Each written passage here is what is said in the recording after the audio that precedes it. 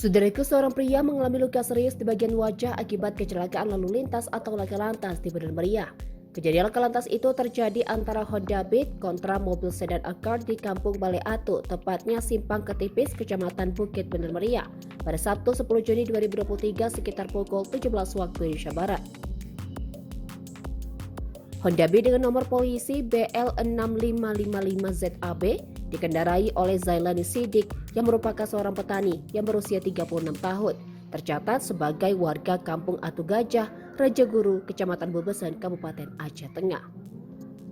Sedangkan mobil sedan Accord dengan nomor polisi BK1732AL dikendarai oleh M. Saleh Ade, 43 tahun yang merupakan seorang petani, warga Kampung Bulang Manjung, Kecamatan Ketol, Kabupaten Aceh Tengah.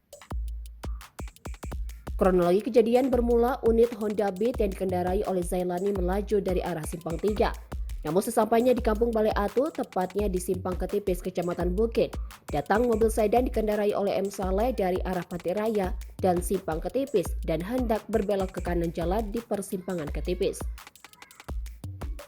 Dikarenakan jarak yang sudah dekat, maka kecelakaan tidak dapat dihindarkan dan terjadilah laka lantas.